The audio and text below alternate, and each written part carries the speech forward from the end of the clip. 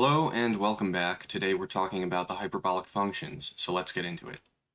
So, to understand the hyperbolic functions, we first have to understand their counterparts, which you are perhaps more familiar with, and these are the circular functions, the regular trig functions, chiefly cosine and sine, and these are the functions that parameterize a circle.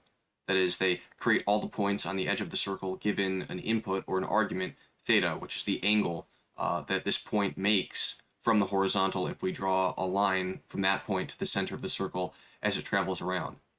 So we could think of theta in that way as the angle, and that itself has a geometric meaning, or we could think of it in terms of the area.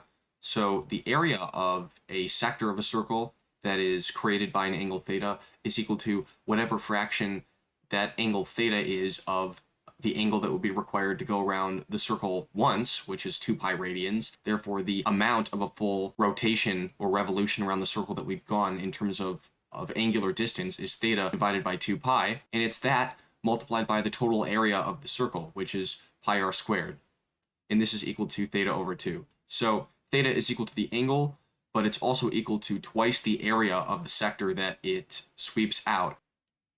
The hyperbolic functions are similarly going to be functions cosh, or hyperbolic cosine, and cinch, or hyperbolic sine of theta, that don't parameterize the unit circle, which is specified by the implicit equation x squared plus y squared equals 1, but they parameterize the unit hyperbola, which is x squared minus y squared equals 1. So all of the points on the unit hyperbola satisfy this equation, and right now we're just displaying the right branch of the unit hyperbola. These functions take in an input theta, which does not have a clear analogy to angles as we had in the circular case, because we can see here that if we were to think maybe about this angle on the bottom left, as this point moves up the right branch, this angle is going to increase at a diminishing rate, and it's never going to reach 45 degrees. So it's really not the best thing to use. However, we were able to think of theta in terms of the area, particularly the area of the sector was equal to theta over 2.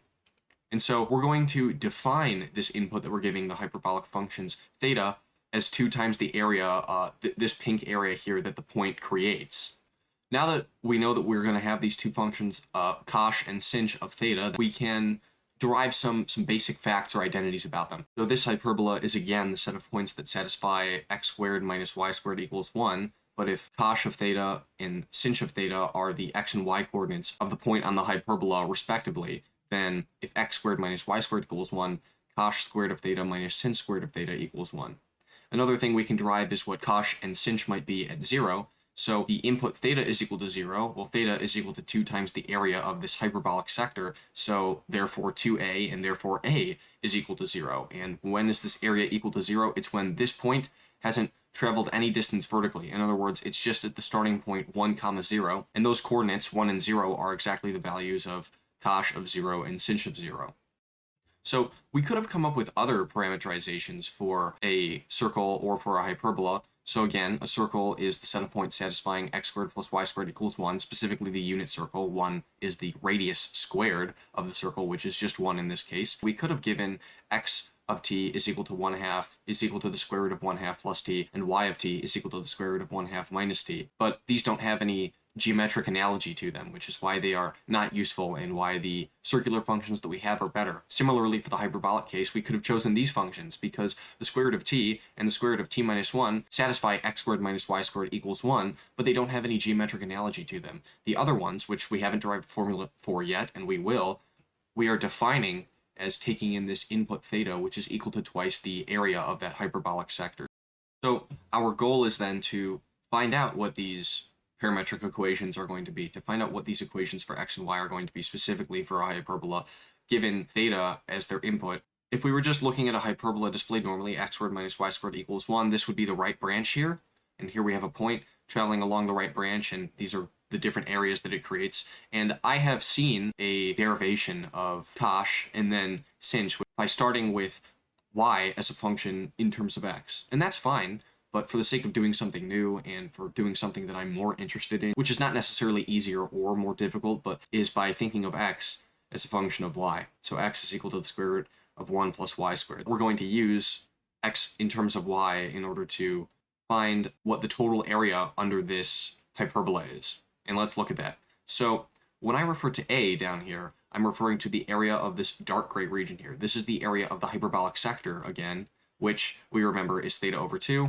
AR is equal to the area of the total region under the hyperbola. So it's this dark gray area and this lighter gray area that we have under the hyperbola. And AT is the area of this triangle. The area of the hyperbolic sector is equal to the total area of the region under the hyperbola minus the triangular portion, which is evident from looking at this image.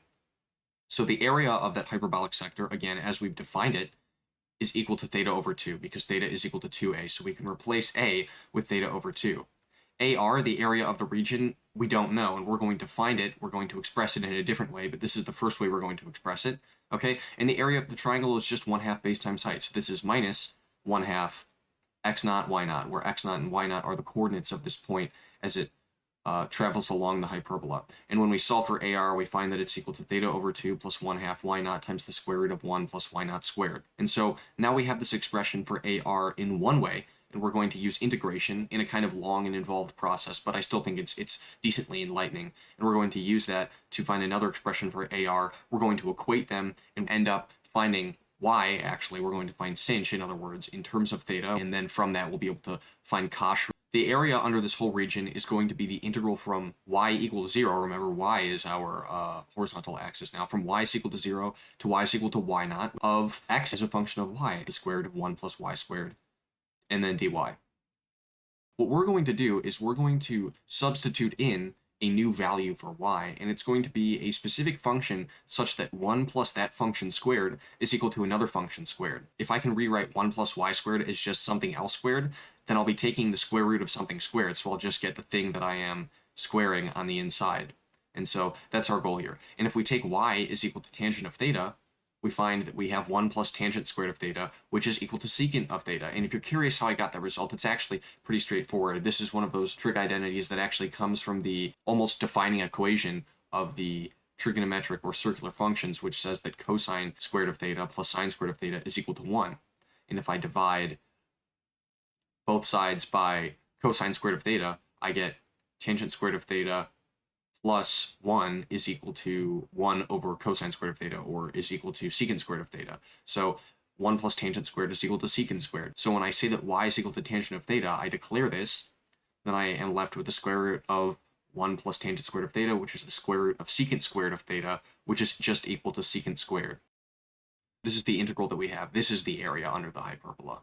Now that we have the integrand dealt with, we have to deal with the differential dy. So this is going to be the derivative of y with respect to the new variable that we have, which is theta, d theta.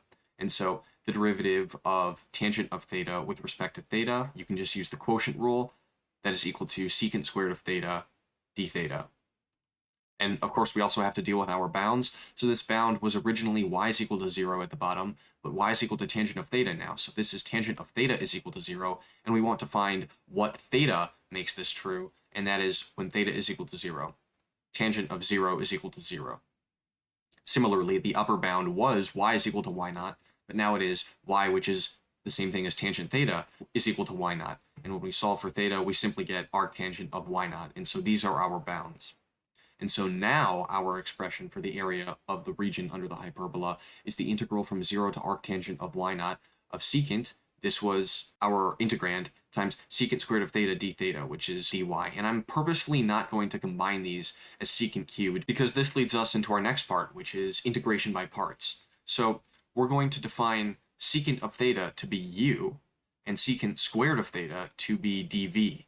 And there should actually be a d theta at the end of this secant squared, and similarly there should be a d theta at the end of this du over here. But regardless, if we define u to be secant of theta, and we define dv to be secant squared of theta, then we can use the rule in integration by parts, which says that the integral of u dv is equal to uv minus the integral of v du. And if you're curious, this comes from the product rule. You could probably derive it yourself if you really wanted to. I might make a video about it, but this comes from the product rule. So in other words, we're starting with the integral of u dv. So we have an expression which is a product of two functions, and we use integration by parts to re-express an integral of a product of two functions where we declare one to be u and the other one to be dv, and find out what the derivative of u would be, which is du, and find out what the integral effectively of dv would be, which is v, and then we convert it into what we have on the right side here. So if u is equal to secant theta, then du is equal to secant theta tan theta. Again, you can just use the quotient rule, treat secant of theta as 1 over cosine. And if dv is equal to secant squared of theta, well, how did we get secant squared of theta? We actually got that from tan theta. If you remember, secant squared of theta, d theta, came from taking dy, and if you remember, that was the derivative of y, which was tangent of theta. Okay, and the integral of u dv is equal to u times v, which is secant of theta times tangent of theta, evaluated for the bounds of integration, minus the integral of v du, minus the integral from, again, 0 to the arctangent of y naught of e, which is tangent squared of theta, times du, which is secant of theta tangent of theta d theta. We're first going to deal with this u times v term. We have secant of theta times tangent of theta evaluated for 0 in arctangent. First, we can deal with the lower bound, 0. So we know that from the lower bound, this whole term is just going to evaluate to 0 because regardless of what we get for secant, we know that tangent of 0 is equal to 0. All we have to worry about is evaluating this term for the upper bound, which is arctangent of y naught. So when I plug in arctangent of y naught to tangent, I get tangent of arctangent of y naught, and obviously tangent and arctangent cancel with each other because they're defined as being inverses of each other. So from that, we just get y naught, which is what we have right here. And when we put arctangent of y naught into secant of theta, well, we have to do a bit more work, and that's what we have right here, secant of arctangent of y naught. Well, what is arctangent of y naught? It's the angle that creates a tangent that is equal to y naught. And tangent is, in a very basic sense, equal to the opposite side of a right triangle with the angle that we're talking about divided by the adjacent side. That would almost be like saying that we have an opposite side equal to y naught and an adjacent side equal to 1. For example, that's one way that you could get a tangent equal to y naught. And in that case, we can just use the Pythagorean theorem and find that the hypotenuse has to be the square root of 1 plus y naught squared. And now we're taking the secant of what arctangent of y naught is, which is exactly this angle phi that makes this true. And the secant is equal to 1 over cosine. So instead of being the adjacent side over the hypotenuse, it's the hypotenuse over the adjacent side, which conveniently is just the square root of 1 plus y naught squared over 1, or the square root of 1 plus y naught squared. So the first term is that original y naught that we got from tangent of arctangent of y naught times the square root of 1 plus y naught squared. And that first term in the integration by parts is now dealt with. So now we have to get on to dealing with the second part, the integral of v du. It's kind of a long integral, but the first thing we're going to do is changing tangent squared of theta to secant squared of theta minus 1, again from that sort of identity that I talked about earlier. And now I can distribute secant into both of these parts, so it becomes, because of the linearity of integration, we get the integral from our bounds of secant cubed of theta d theta minus the integral of secant of theta d theta. Remember earlier when I said that we arrived at our new definition for the area of the region under the hyperbola, and that was secant of theta times secant squared of theta d theta, and I said that we weren't going to combine them to get secant cubed, but we could have, and in that case AR would have been equal to secant cubed. And so this is actually one of those cases where you do integration by parts and you end up getting the original value that you were actually trying to obtain by evaluating the integral, which would be the integral of secant cubed of theta d theta, and that was equal to AR. So we're actually not even going to have to worry about that. We can just replace that with AR, and that will still allow us to solve for AR, you'll see. As for the integral of secant of theta d theta, we'll deal with that right now. So the integral of secant of theta d theta is the same thing as the integral of secant of theta multiplied by something and divided by that same thing, d theta. And so let's decide that that thing is going to be secant of theta plus tangent of theta. The reason why this is useful is because if we multiply out the top, we get secant squared plus secant times tangent. And now we can do a u substitution where we declare that u is equal to what we have on the bottom, secant of theta plus tangent of theta, in which case du is equal to secant squared of theta, that's actually the derivative of tangent, I wrote this in the opposite order, plus secant of theta times tangent of theta, which is the derivative of secant of theta, d theta. Okay, and now if I want to solve for d theta, I divide both sides by this, and I find that d theta is equal to 1 over secant squared of theta plus secant of theta tangent of theta du. Okay, well I have d theta right here, but if I'm doing a u substitution, I'm just replacing the bottom here with u, and I'm replacing d theta with what I have down here on the bottom. But you'll notice that what I have on the top is the same as what I have on the bottom of this fraction here. So those will actually cancel, and I'm simply left with 1 over secant of theta plus tangent of theta du. But remember, this was u, so it's the integral of 1 over u du. And we know that that is the natural log of the absolute value of u, and u is defined as secant of theta tangent plus tangent of theta, so that's the natural log of the absolute value of secant of theta plus tangent of theta. But secant of theta and tangent of theta will always be positive, so this is really just the natural log of secant of theta plus tangent of theta. So finally, our value for AR is y naught times the square root of 1 plus y naught squared. This was the u times v term, minus, this was the integral of v du term. It was minus AR plus the natural log of secant of theta plus tangent of theta, because that integral of v du term ended up turning into 2 integrals. I can add AR to both sides, and then I'll have 2 AR on the left and none on the right. Divide both sides by 2, and that's where I get this factor of 1/2 on the very bottom line here. And so AR is equal to 1/2 times all of this on the inside. And let's not forget that we got the natural log of secant of theta plus tangent of theta by doing this integral here, and we still have to evaluate it for the bounds of integration, which were 0 to the arctangent of y naught.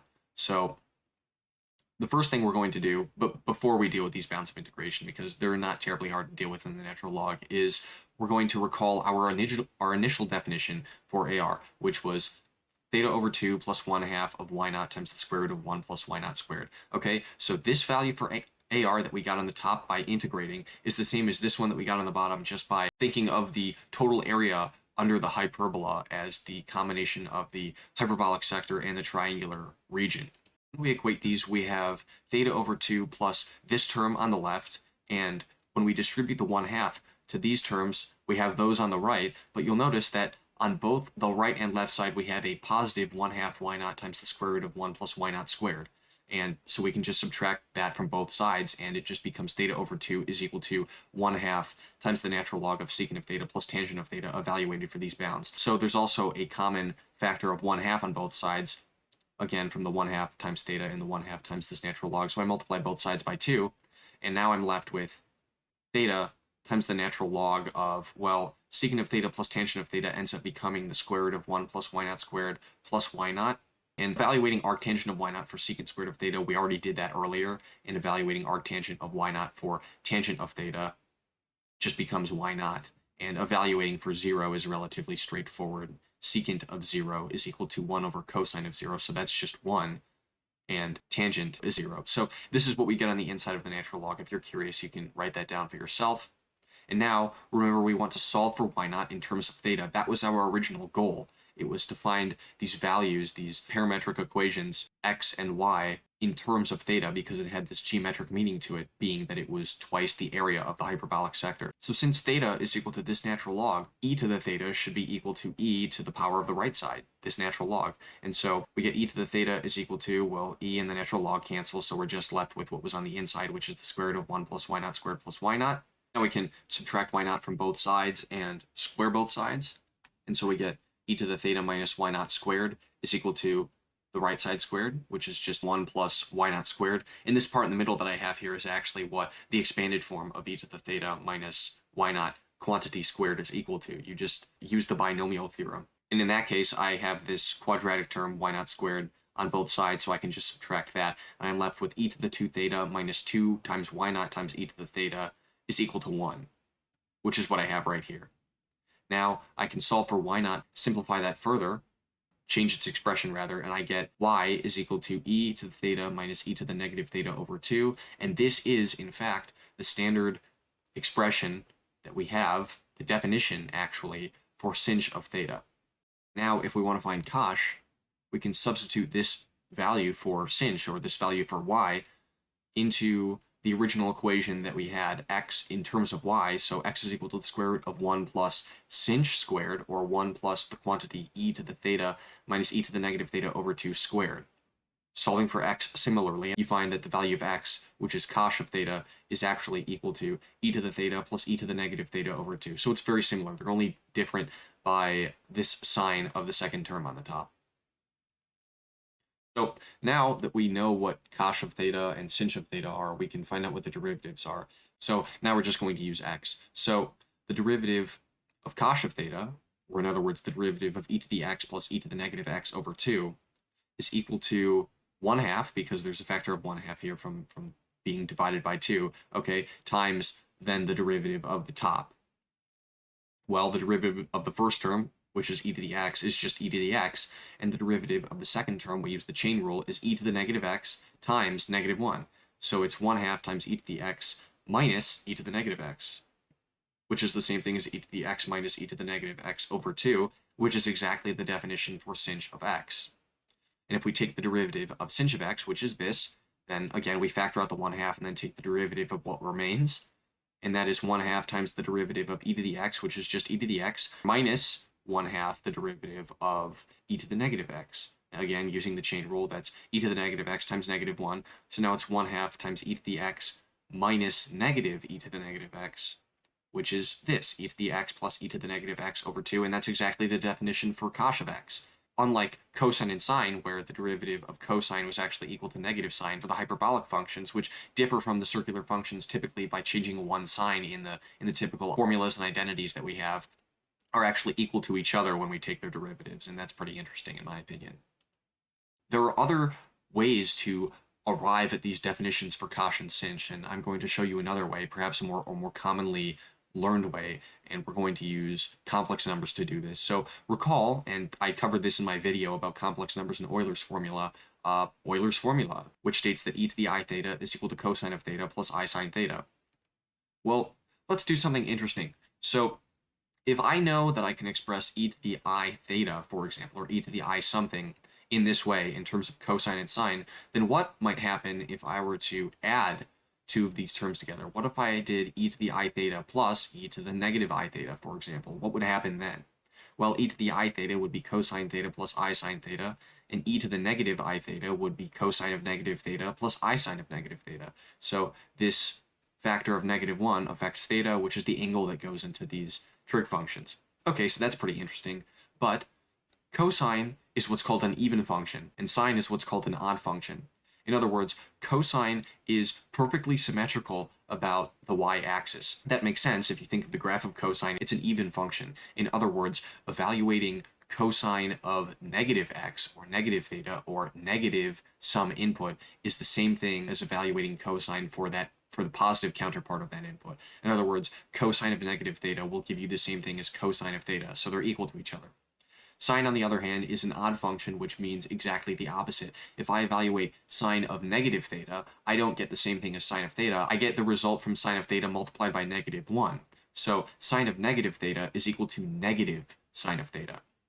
Bearing that in mind, I can rewrite this as cosine of theta plus I sine of theta plus cosine of theta minus I sine of theta.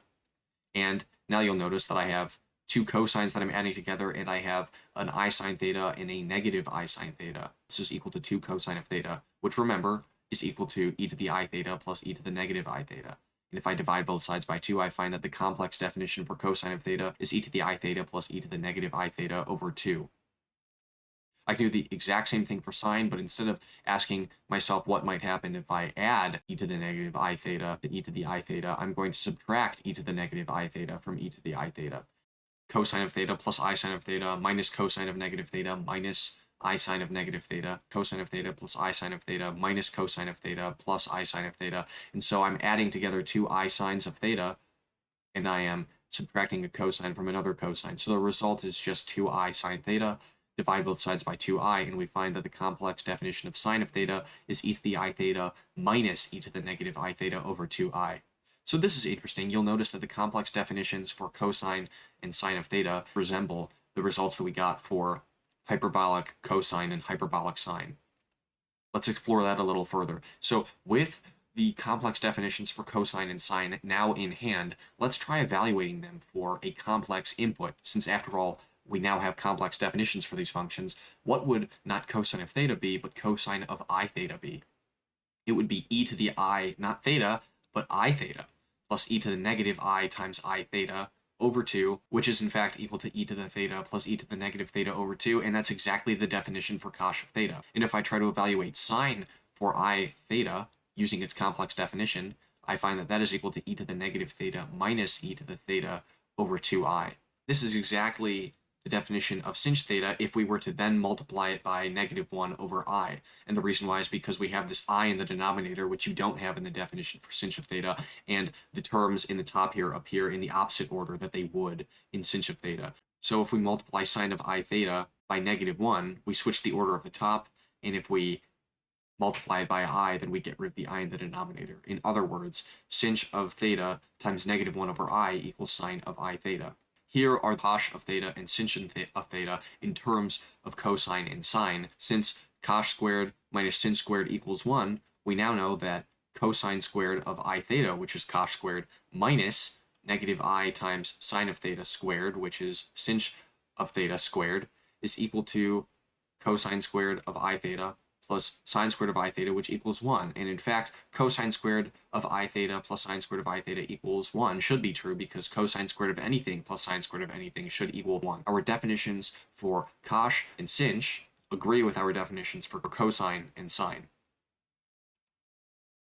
So finally, the hyperbolic functions have a pretty interesting relationship with e to the x. But for any arbitrary function, which could be e to the x, for example, and we'll look at that, but for any arbitrary function f of x, we can rewrite that as f of x over 2 plus f of x over 2. That makes sense. One f of x is just equal to the sum of both of its halves.